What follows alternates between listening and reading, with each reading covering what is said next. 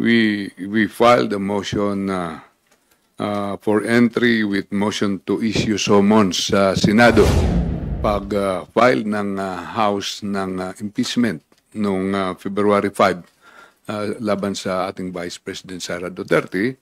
Simulan na natin kaagad. Pinirmahan po namin ito noong March 14 na entry with motion to issue summons. Pero hindi namin kaagad i-file dahil ang tingin po namin ay break nila. Sinasabi nila baka hindi sila makapagtrabaho dahil break na yung Senado. Pero apparently, nagkaroon po sila ng hearing last Thursday nung committee ni Senadora Amy. Ibig sabihin, nagtatrabaho pa rin po ang Senado. Kaya ngayong araw ay i-file po natin itong entry with motion to issue summons. Anong ibig po sabihin nito? Una ay ipinahayag po namin na nakahanda po ang House. Kahit po ngayon ay panahon din ng kampanya po namin, kami ni Congressman Rose Gutierrez ay nangangampanya, dahil inatasan po kami na maglitis, maging prosecutors, ay gagawin po namin ang aming tungkulin. At ayon po sa rules of impeachment ng Senado, pag mayroong na-file sa Senado na impeachment complaint, the Senate shall start the proceedings forthwith. Simulan kagad. Anong ibig sabihin ng forthwith? Without delay. Right away. Without delay. Yun po ang ibig sabihin po ng forthwith. So, kahit ano po ang ginagawa natin, dahil napakahalaga po ito, ay kailangan gumulong kaagad ang impeachment. At dahil po dito ay nag-motion kami na isyuhan ng summons ang ating Vice President para sagutin na po niya at kung maaari, kung kaya nila, naipakita naman nila na kaya nila, nung mag-hearing sila sa Senado, magtrabaho po kami. Dahil noong March 23, nag-release po ako ng press release kung anong kahalagahan ng impeachment. Una, napakahalaga nito dahil the first reason is to prevent more harm, further harm. Kung may ginagawa ang isang opisyal na nakakasama sa ating bayan, hindi lang ito sa kahit sinong impeachable officer, ay kailangan ma-prevent yung harm na kanyang ginagawa. Second is to uphold the rule of law. May konstitusyon tayo at ito po'y nasa loob ng ating konstitusyon. Provide po ito na pag sinabi ng congressman na 1/3 of all the members ay didiretso na sa Senado. 1/3 of all the members didiretso na sa Senado. Why? Kasi representative ng taong bayan yung mga representative sa Kongreso. Pag sinabing 215 na members of Congress, that is 2/3 of all the members of the House. So mas malaking obligasyon po yan. Kailangan nananaig sa atin ang rule of law. Ang ating konstitusyon, ang pinakamataas na batas po sa atin. The third reason is to maintain public trust. Para palaging nagtitiwala ang taong bayan sa mga nanunungkulan. Dahil pag na-erode ang public trust, walang gobernong makakatayo. Ang pang-apat is to preserve institutional integrity. Kaya pag ganitong mga proseso, hindi po pwede na may delay, mga delaying tactics dahil napakamataas po ito na gagawin natin dahil ito po'y ang nililitis sa impeachment ay ang pinakamatataos na official natin. Ang panglima is to set up precedent to deter future misconduct of high public officials. Para kung may hindi tamang ginagawa, ay sana hindi na mangyari. Kaya napaka-importante po ang prosesong ito at dahil sa entry with motion to issue summons ay pasasagutin na ang ating Vice President in a period of 10 days from receipt in accordance with the rules impeachment rules of the Senate na hindi pa naman nila binabago hanggang ngayon. Maraming salamat po. Thank you, sirs. I would like also to acknowledge the presence of House Deputy Majority Leader Paulo Ortega Dapip and House Assistant Majority Leader J. Kong Hunap Zambales, who were present earlier. Sir, thank you for dropping by. Let's now call on Tina Panganiban Perez for today's first question. Good afternoon po, sirs. Senate President Chis Escudero said that he will refer the pleading that you filed this morning to the Senate legal team so they can discuss this tomorrow.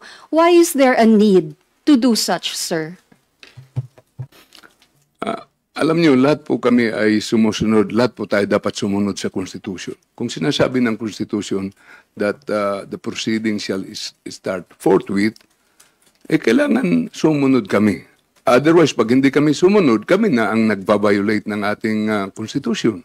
So, kahit anong ginagawa po namin, dahil napakahalaga ng prosesong ito, ay kailangan sumunod po kami sa ating pinaka-fundamental law.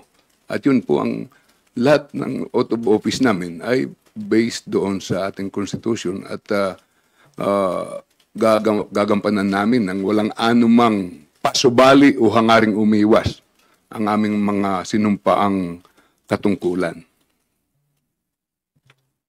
In addition to what the minority leader has mentioned, the prosecution has collectively taken the stand that, given the Constitution says that the trial under the Senate will proceed immediately forthwith, we are of the opinion that legally sound naman po yung aming motion. However, we do understand that the good Senate President might have a differing opinion, and thus we would understand the reason for them to refer to their legal team. But we remain confident that our submission is in line with our legal theory po.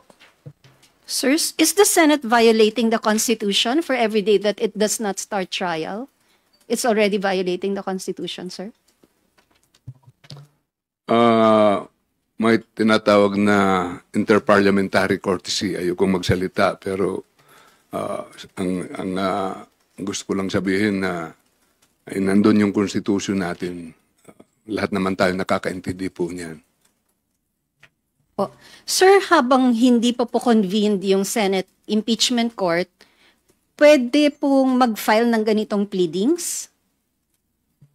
Alam niyo po, kahit break po ang kami, alam niyo, hindi na lang itong ganitong hearings ang nadaanan natin. Mula ng 11th Congress ay marami na akong nakita. Kahit nung panahon ng mga break, obligado, because impeachment is separate from the regular hearings of the House. Kaya kahit break, pwede mag-constitute dahil napaka-importante po nito sa ating konstitusyon. Kahit nga hindi impeachment, nakikita po natin, nagtutuloy-tuloy yung hearings ng House, nagtutuloy-tuloy ng hearings ng Senado. Mas lalo na pag ganitong usapin na this is specified precisely by the Constitution on what is the importance of this process. Alam niyo, yung taong bayan, mahirapan silang idulog sa mga korte natin pag pinakamatataas na official ang pinag-uusapan. That's the reason why we have this process. Pero sir, earlier sinabi na po ni Senate President na magkaiba po yung regular hearings doon po sa impeachment. So, yung stand po ng prosecution panel, ganun pa rin na pinaka-importante itong impeachment at dapat forthwith simulan na. Napakaklaro ko po ng ating Constitution that the impeachment process shall start forthwith. Anong ibig sabihin ng forthwith? Right away, without delay. Kami naman po sa 11-man prosecution team, we have to follow this. That we have to assume our duties and responsibilities para gampanan po namin. Medyo gusto rin namin mangampanya, mag-break, ganun din. Pero because of this provision of the Constitution, wala kaming magagawa eh. Pero kung ano ang interpretation nila, sabi ko nga, basahin natin siguro. Saka, pero inirespeto natin, may tinatawag tayong interparliamentary courtesy. Taong bayan na po ang decision dyan at may regular court naman, may Supreme Court naman po tayo. Sana ay madesisyonan po ito. Sir, last na lang po from my end. You cited several provisions in the Constitution and the rules on the impeachment trial in your pleading. Do you think that's enough to convince the Senate legal team and the Senate President to change their timeline? Kasi ang naunang sabi after SONA pa po. Alam nyo, lahat ito nakikinig sa taong bayan, lalo na pag nakita nila na ang mga prosecutors ay handang gampanan ng aming tungkulin at nakahanda po kami sa iniutos sa amin ng buong Kamara. Palagay ko makikinig sila dito. In addition to that lang po, no, siguro, as we mentioned, as the good Senate President has mentioned, that the Senate is ready to prepare for the trial. They are willing to go through the motions and any preparation that might be necessary even prior po, no? So in relation to the timeline, the motion filed by the prosecution to the Honorable Libanan, yung entry with the motion of summons, this could be considered one of those preparatory steps po, no? So we're of the opinion that legally they can tackle this matter even within the timeline that they have originally mentioned. So yun po. Thank you. Thank you, Tina Panganiban. Next, Rosalie Cas from UNTV. Good afternoon po, Kongs. I-reiterate ko lang po yung question po ni Ms. Tina. Kahit hindi pa nagko-convene yung Senate as an impeachment court, pwede na ba nilang aksyonan yun pong inyong entry of appearance at motions to issue summons? Ang pagkarinig ko kay Ma'am Tina kanina na magtatawag sila, magme-meeting sila at magde-decide sila. So, pwede kasi mayroon naman tayong tinatawag na special session. Pwede yun in the performance of their official duties. Pwede po yun. So kahit hindi pa rin po nanunumpa yung po mga senators as impeachment judges? Yung pagkakaisahan po nila, yun po ang pwedeng maging direksyon. So, alam nyo, napaka-veterano rin, lalo na ang ating Senate President, Chis Escudero, is a veteran lawmaker. Alam niya po ang prosesong ito. Pero pag-uusapan niya nila, ang tingin ko po ang Senate President, hindi naman siya magde-decision alone in this matter. Napakahalaga. Alam nila yung kahalagahan po nito. Kaya mag-uusap-usap sila bilang isang Senado. Are you expecting them to act on this as soon as possible? Kasi po, dun po sa proposed schedule of calendar ng impeachment proceedings, yun po June 4 ay nakalagay po na issuance of summons. So June 4 pa po. And that is 2 months away. Yung motion nyo po is to issue summons kay VP Duterte. So, what are you hoping after po ng itong formal pleading nyo po? Ang nakikita ko po sa June 4, pag doon sila nagsimula, ay wala po sa kanilang rules of procedure. Dahil pag na-file, kaagad sa kanilang impeachment rules, ay mag-i-issue sila ng summons to the one who is being sought to be impeached in a period of 10 days from receipt of the articles of impeachment. So, June 4 is not 10 days. Napakalayo po niyan. So, with this motion, hopefully, ay magagawa nila, mapapa-answer nila ang ating Vice President in a period of 10 days. Otherwise, they have to amend their rules on impeachment procedures sa Senado. I-amend nila sa Senado yung kanilang impeachment proceedings rules. Opo, inisa-isa nyo nga po yung mga dahilan kung bakit kailangan pong umpisahan agad ang impeachment trial. At isa po doon yun pong sinasabi nyo pong possible risk of interference at saka po ng obstruction sa process. As of now po, na after almost 2 months na i-file nyo po yung verified impeachment complaint, may mga attempts na po ba to obstruct the impeachment process as well as to model the evidence and the witnesses? Alam niyo po, napakatataas na official po ang sinasubject sa impeachment process. Kaya sinasabi ng ating Constitution, forthwith, right away, without delay, dahil kahit ang ordinaryong mga kaso ay pwedeng ma-operate, yung tinatawag natin i-operate yung mga testigo, yung mawala yung mga ebidensya, pag mahabang panahon, lalo na pag matataas na opisyal, given na po yan. That is why our laws provided for these provisions in our Constitution and in our rules. Pero po kayo, personally, as designated House prosecutors, may mga ganun na po ba kayong attempt na nakikita as of now? Ayoko po sanang mag-discuss, pero may kanya-kanya ka po kaming assignments and I would not like to telegraph our punches. Ayaw din namin malaman nila kung ano ang hinahanap namin, ayaw din namin yon. We have to do our duty being prosecutors. Alright po, can you confirm na lang po yung statement na nag-conduct na po kayo ng mock trial, yun pong House Prosecution Panel last Tuesday, and how often are you planning to conduct such?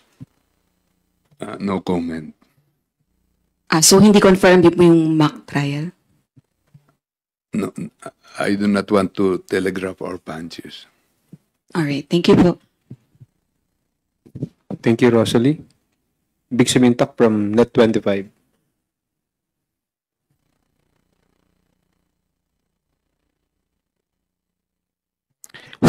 Sir, clarification lang doon sa tanong ni Tina at saka ni Ross. Tungkol doon sa your motion for the issuance of summons, hindi ba premature? Kasi as of now, kahit na mag-meeting sila, the impeachment court ay hindi pa nagko-convene. So wala pa silang power to issue summon. Any comment, sir? Yung aming ginawa is in accordance with the rules of procedure sa impeachment proceedings ng Senado, na pag mayroong i-file ay within 10 days bibigyan ng pagkakataon ang officer who is being sought to be impeached to answer in a period of 10 days. Parang ginigising lang namin, ito yung rules ninyo po. Kung may power sila o wala, nasa kanilang quorum, nasa kanilang decision po yan. Pero yan po ang ginawa nilang rules of procedure. Okay, sir, applying the Senate rules na kinukot po ninyo, is it safe to say na the House Prosecution Panel is pressuring the Senate to convene as impeachment court? And we are not pressuring. We are doing our job. Sabi ko nga kanina, gusto rin namin mangampanya. Pero kami naman ang magkakaroon ng culpable violation of the Constitution pag hindi namin ginawa ang aming tungkulin.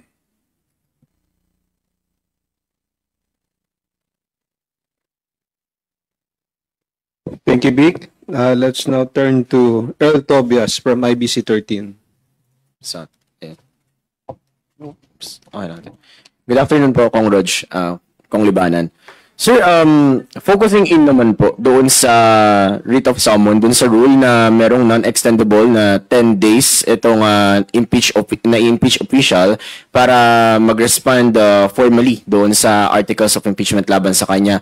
Supposedly, sir, in theory, na maaprubahan nila SP Escudero itong i-final natin na motion at nasa dahig Netherlands nga po si VP Sara Duterte. Does that mean, sir, na as soon as possible na ma-receive niya yung receipt nung motion na final ninyo, ay obligado po siyang umuwi ng Pilipinas para mag-file sa Senate ng kanyang response po dun sa articles of impeachment, sir? Thank you. It doesn't necessarily follow. Although we have to review the rules, we are of the opinion that upon whether assuming first the summons would be properly delivered to the good Vice President po, no? Whether that would be through personal summons or through substitute, the Vice President, if she would still be abroad, can still file her answer and just approach the nearest consulate to have it apostilled. In the same way, if to make it more common po, no? Common knowledge yung pagsagot rin po ni ni Attorney Harry Roque, ginawa niya rin po yun abroad po, no? So in the same manner, it could be done po. So sir, in layman's term lang sa mga nanonood nating kababayan, pwedeng kung sakasakaling ma-issue na to at maaprubahan, ay magpadala na lang ng formal na letter, sulat si Vice President Sara Duterte na permado niya po. No, she would have to answer it po, no? It would be a formal filing with the court through the consulate. That's one opinion that we have. Although the ideal would still be that personally she would return to the Philippines to file her answer po, no, before the court. Okay. And then, sir, follow-up na lang. You also said na itong mga rules na sinite natin, meron ding Senate rule under the procedures na applicable o may bisa pa din itong mga rules na to, not unless ay ma-amend na nga. Pa-explain lang po nun sa... Although we understand po, no, that the good Senate President and the rest of the Senate is of the opinion that they would still have to convene and that they would have the preparatory steps of preparing a new set of rules, we are of the opinion po, as mentioned in the petition, that the rules of procedure on impeachment trials as required by the Constitution shall remain in force until amended or repealed. So yung sa amin po, if we are to follow our legal theory that forthwith proceed, therefore there is no other action needed na hearing, then without the preparatory step that the good Senate President has mentioned, na gagawa pa po sila ng bagong rules, the old rules would still apply. So that's why we would follow that one in the meantime po. Okay. Thank you, Kong. Last na lang din po.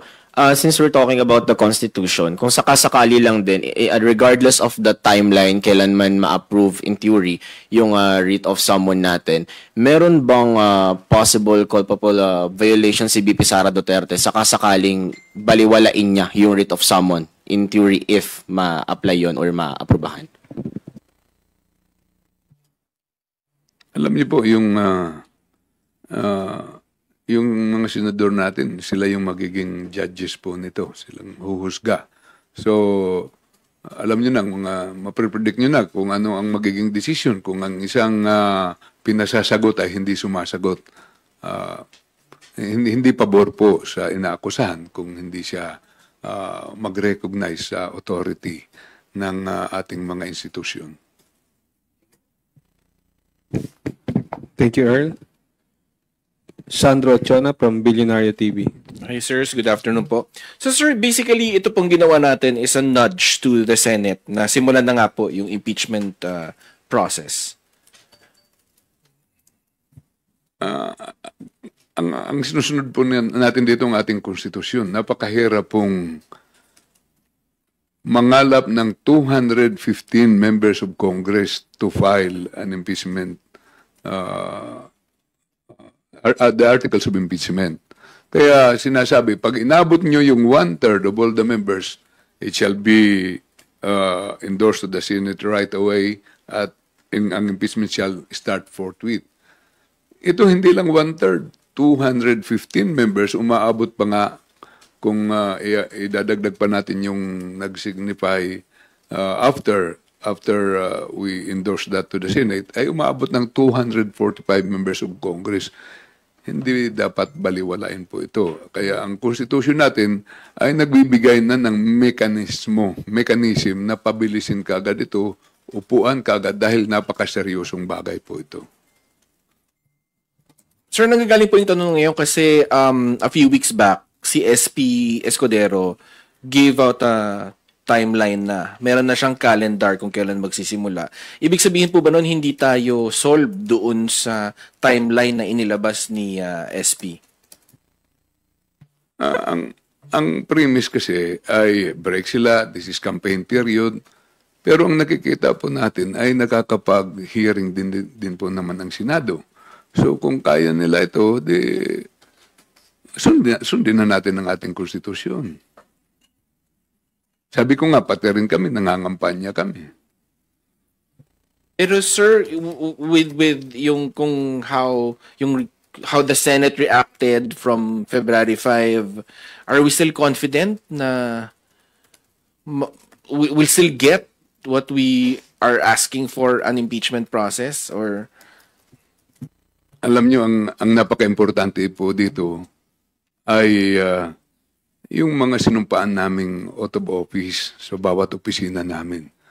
May mga duties and responsibilities kami, kaya pag sinabi, kami ang prosecutors, at sinabing forthwith, sinusundan po namin yung aming obligasyon. Ngayon, ang tanong, sila,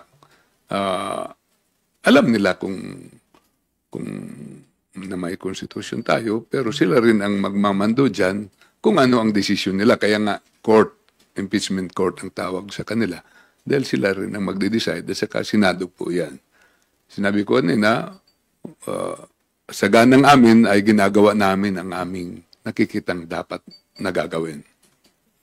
Sir, last question na lang po.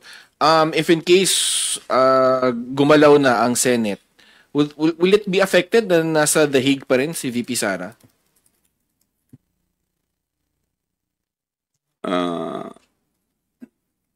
Malaking bagay po yan.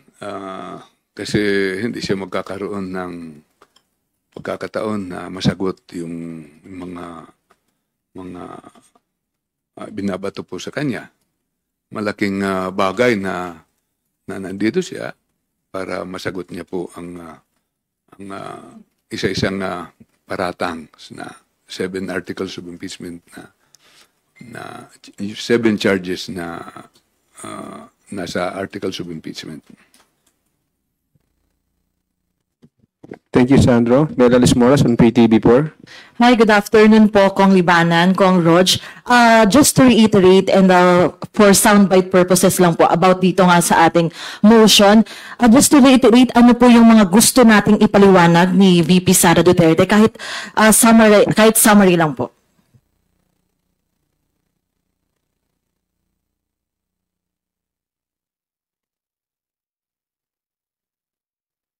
In summary lang po, not necessarily asking her for the piece-by-piece articles, but the motion is just to have her answer po, to file her answer. That's the reason why we filed this motion for issuance of summons po. It's not necessarily to have answer in particular po, no? So, in general, it's to answer the articles of impeachment. Okay, and kanina kung Libanan, nababanggit nyo po na kayo rin gusto nyo pong mangampanya kasi starting March 28, start na yung campaign period for local candidates, and alam naman natin sa 11-man prosecution panel, karamihan nga po doon ay magsisimula ng by March 28 na talagang full force yung pangangampanya. Sa inyo po, sa prosecution panel po, paano po makakaapekto sa inyo yung pagsisimula ng campaign period? Sa amin po ni Kong Rog, parehas kami party list representatives. Kaya nagsimula kami po February 11. Dapat umiikot kami ngayon. Pero dahil po sa inatasan kaming maging prosecutors,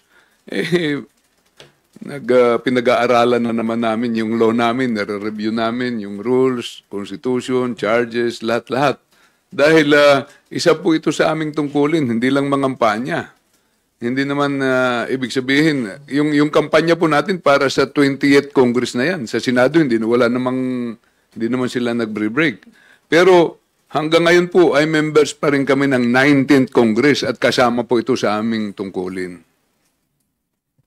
Opo, and so sa ngalan po ng buong House Prosecution Panel, bali yung ano po yung assurance natin despite nga nitong campaign period, kayo po ba tuloy-tuloy lang kahit simulan agad itong trial?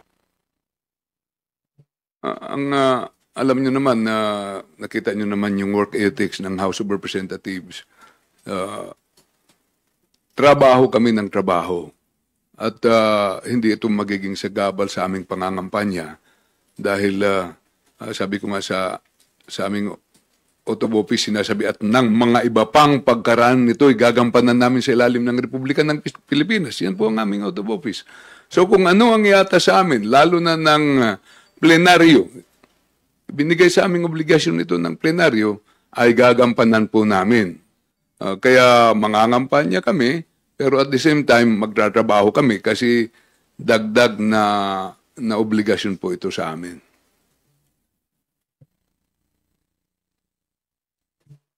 Thank you, Mela. Milky Regonan from DZRH.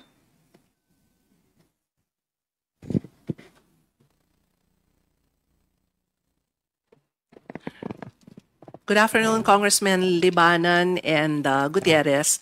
Sir, pakilinaw nga ulit. With the current events now and the Vice President is in the Netherlands, and based on your writ of summons, she's given 10 days to answer.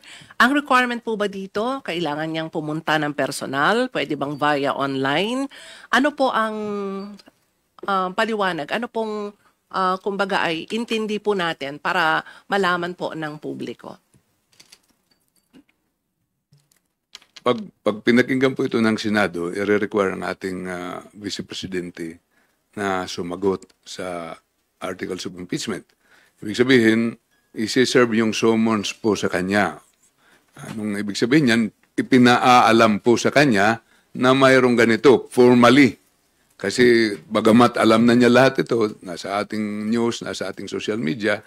So, ipinaalam na sa kanya yung charges na kung maaari sagutin niya yung charges sa kanya in a period of non-extendable period of 10 days. So, pwede yan isubmiti sa kanyang opisina o sa kanyang residence, doon i-deliver. Ngayon, pag natanggap niya yan, siyempre tatawagan siya. Ang choice niya, sinasabi ni Congressman Gutierrez kanina, ay pwede niyang sagutin. Pwede siyang umuwi dito at sagutin niya in writing kung anong sagot niya sa bawat allegation, or pwede siyang pumagpunta sa ating konsulado sa Netherlands, doon siya mag-execute ng kanyang answer at hostile. Ibig sabihin, sa jurisdiction ng ating republika dahil nandoon naman yung ating embassy. Yes. Si Cong Gutierrez, sir, may obligasyon ba ang Senado, no? Dahil natanggap na nila yung writ of summons. May obligasyon ba sila na agad na ibigay ito sa lalong madaling panahon to para makatugon doon sa sinasabi natin na 10 araw na period na makasagot si VP Sara? Again po, like we mentioned, we have varying interpretations of the proper procedure. Again, we filed this motion because collectively the prosecutors are of the opinion that the trial shall forthwith proceed, and thus we can file this motion for them that and to answer the question frankly, they should issue it po, no? But we understand and we respect the opinion of the Senate President as the presiding officer of the impeachment court, although not yet convened, if they are of the opinion that they cannot answer the motion, they cannot rule on this motion yet, and they would have to wait till they convene according to their theory, which they have to go through a hearing, then that would be, it's really up to them po, no? But we're just, as mentioned, we just filed this because we are of the opinion that no hearing is required and that this could be in line po with the rules of procedure that they currently have. Good afternoon po. Kong Libanan, you mentioned earlier po na pagka-file ng House po doon sa Senate nung verified impeachment complaint, nakalagay po, sinabi niyo po, in a period of 10 days dapat mag-issue sila ng summons. Pero sabi po doon sa rules po ng Senate, upon the presentation of articles of impeachment and the organization of the Senate, doon pa lang po mag-i-issue ng writ of summons po doon sa person impeached. So, kindly clarify lang po doon. Kasi as per the calendar of Senate President Jesus Escudero, June 2 pa po yung presentation po ng kanilang articles of impeachment. Kasi sa ating Constitution po ay sinasabi, the Senate acting as impeachment court shall forthwith proceed. Forthwith. Right away, without delay. Pag natanggap nila yan, siguro kinabukasan kasi forthwith eh. Mag-meeting na sila kagad at mag-issue na sila ng summons. Ibig sabihin, mag-constitute na sila as impeachment court at i-require na mag-issue sila ng summons sa kung sino man na sasagdal dyan. Ngayon, ito yung contentious dito dahil Ano bang ibig sabihin ng forthwith? Sa amin, sa House of Representatives, ang forthwith, simulan na natin kaagad. Yan po ang Tagalog. Sa pagkaintindi po namin. But we can have other interpretations. Kung kayo po yung duly authorized to sign all pleadings po in behalf of all the public prosecutors of the House of Representatives, kayo na rin po ba yung parang bale tata yung lead prosecutor? Sabi, kami hindi maganda itong additional assignments namin dahil sabi ko nga kampanya po ito ngayon. Pero yung sinabi ko kanina, kung anong iutos sa amin ng plenaryo as constitutional duty at ako ang pipirman ng mga pleadings, gagampanan ko po yun. Dahil di hamak, ako naman sa lahat ng prosecutors, ako naman ang pinaka-veterano dyan dahil 11th Congress pa lang ako, nandito na ako sa Kongreso at naging chairman tayo ng Committee on Justice. Ang ating tulong po dito ay magkaroon lang tayo ng maayos na proceedings at ibigay natin ang ating mga dinaanan, experience na maging mas lalong gumanda ang ating bansa, mas lalong tumibay ang ating bansa.